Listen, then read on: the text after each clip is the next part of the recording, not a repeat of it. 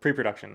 There's no right way to do it, but no matter how you get it done, it's always going to make your videos better. Welcome to a quick little guide on my workflow for pre-production on a fashion commercial that I recently directed. If you've been following along at all on my channel, the last project I worked on was a Spec commercial for the brand Onitsuka Tiger.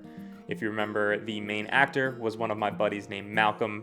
Malcolm is the quintessential creative person. He is an actor, he is a musician, an artist, clothing designer. So after working with him on that last project, I promised him we would make something really cool for his clothing brand, Bonnie. I figured it would be fun to chat about my process on how I approach a video like this, how I develop creative, plan, communicate with Malcolm, and then communicate with my crew to make the project happen. So normally the first thing that I like to do for any client shoot is to jump on a quick discovery call. I talked about these in other videos. I think the last discovery call I talked about was on a documentary. So in that context, a discovery call is giving me the opportunity to get to know my subject, to understand their story on a deeper level, so that I can come up with creative and a concept for the video. For this project, I wanted to do sort of a hybrid commercial documentary about the ethos behind Malcolm's brand, Bonnie. No matter the project, I always go into these discovery calls with a list of basic questions. I've narrowed it down to 5 that I think are the most important. Number 1, what is the goal of this video? Number 2, who is the target audience? Number 3, what is the message or story that you're trying to tell? Number 4, what sort of style are you envisioning? And number 5, what is your timeline and budget? These 5 questions are a great start to give you the information that you might need to start a new project. Obviously, we walk through concepts, ideas, brainstorming, but other than that, I really like to use these calls as a chance to listen, to not talk, listen. Malcolm had a ton of ideas for this project. He put together a note sheet of references that included shot ideas, vibes, concepts, and just a ton of other stuff for me to work off of, which was super helpful. From there, it is your job as the director to take all that stuff, sift through it, and figure out what's the most important, what the core message is of the video, and figure out how you're going to bring it all together to execute. Now that might sound a little bit overwhelming, especially when your client has a lot of ideas. It can be really helpful, but it can also be really overwhelming. So I think that's why it's so important to listen to not just what your client is telling you, but also the subtext. Listen to who they are, what their story is, what their core values are. These deeper meanings, I think, help you get to what they're trying to say. And as a filmmaker, you want to bring that out of them. After our discovery chat, I called together a crew meeting to further talk through logistics, develop a plan, and do some more brainstorming on what we wanted to do for the video. So in this meeting, it was Karsten, my DP, Colin, my producer, and myself. We looked through all of Malcolm's references. We went through each one, talked about what was doable, what wasn't doable, what would look really cool, how could we execute on certain things. And doing that right from the beginning just made it easy once we got to the shoot day because we'd already talked about it, we came up with a plan, and had some rough ideas figured out. From there, I was on to Milanote, which is my software of choice for all things pre-production. I've talked about it plenty of times on this channel. Milanote is awesome for doing all that stuff. I'm able to lay out references, mood boards, storyboards, shot lists, and yeah, it's kind of just a nice collaborative space for all of my crew to look at. I'm able to send it over to Malcolm to give him an idea of where we're at, and yeah, so that was the next step, jumping right into Milanote. Let's take a look there. All right, so this is our Milanote board. Like I say for every project, what I like to do is make the homepage a really inviting and informative homepage. I like to throw references. I like to throw basic information. Pretty much anybody that looks at this can get an idea in the first 30 seconds as to what this video is. So as you can see, we have Malcolm's logo, Bonnie. This is a cool little animation that we're actually probably going to use in the video itself. I have some reference photos. Here's our guy Malcolm right here. Some references and then just some notes as well. We have our crew, we have some to-dos. Again, this video was pretty low-key. We wanted to be nimble, we wanted to be quick, but we still wanted to make the best possible thing for Malcolm that we could. So like I always do, I start at my references. So let's jump in there. This is everything I've got for references. We sort of came up with 3 separate scenes for the concept.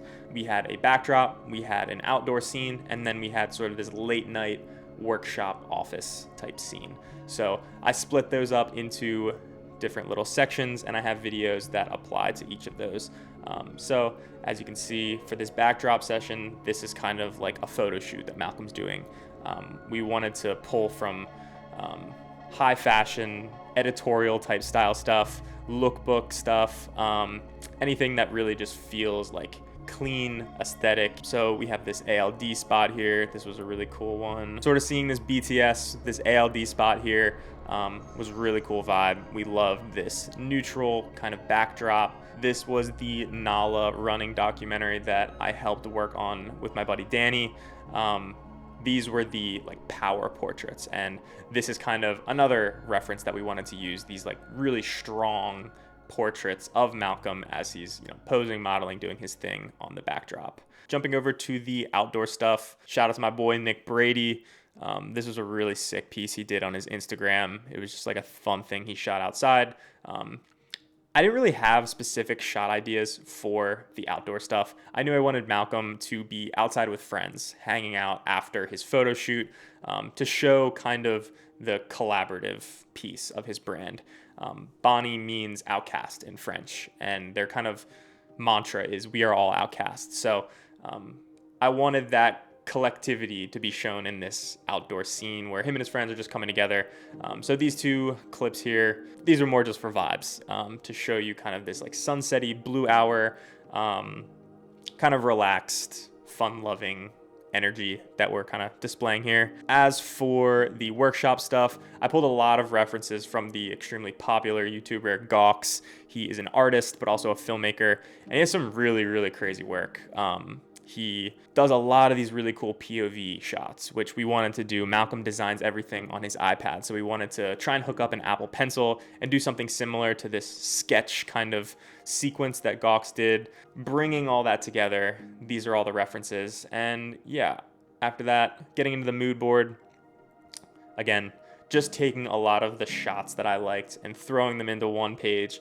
This is giving Malcolm an idea of where we're at, just giving him a palette of frames, of colors, of compositions. It's also super helpful for Karsten to kind of see what I'm going for. But yeah, this also just helps me to have a collection of all my stills laid out so that I can get into the last thing, which is the storyboard. So here's that. Like I said, we have 3 basic sections to the video itself. After talking with Malcolm, after talking with my crew, we came up with this story to tell about Malcolm, which is him as an outcast and how that represents Bonnie.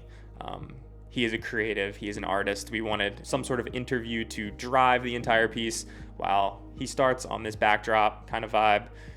These power portraits that show off the clothes, show off the product, and then kind of moving outside, blue hour sunset shots that really show, again, the collective piece to what Bonnie means, bringing people together. And then finally, a late night office workshop scene, like I said, where he is making the clothes himself. We also did some really cool poses on this wall that's kind of just in the studio that we shot at. I think it was around like 5:30 in the evening that this like really amazing slash of light comes through. I'm really excited for you guys to see that. So again, the storyboard kind of just building out a loose shot by shot. We weren't going too in depth. We knew it was going to be a low stress, small crew. We really wanted to have fun with this and just kind of give us the flexibility to shoot whatever we thought was cool and fun. But yeah, that's pretty much it. It was a super low-key, stress-free shoot. I plan on sharing all of the BTS next week, and then the week after that, hopefully we'll have the entire finished video. I'm super excited to get that thing out, and I'm super thankful for Malcolm for having us on. I wanted to kind of show you how I go about planning a shoot like this. It was smaller, it was tight crew, it was flexible, and it just goes to show you that you don't need a ton of planning to make something really cool. Yes, it helps to get in there and really define exactly what you need, but sometimes on stuff like this, you can get away with a little bit less and you can make something really cool. So that's all I got for today, but if you made it this far, thanks so much for watching. And as always, I'll see you next time. Peace. And how did we get here? It was easy to love you. Now we're far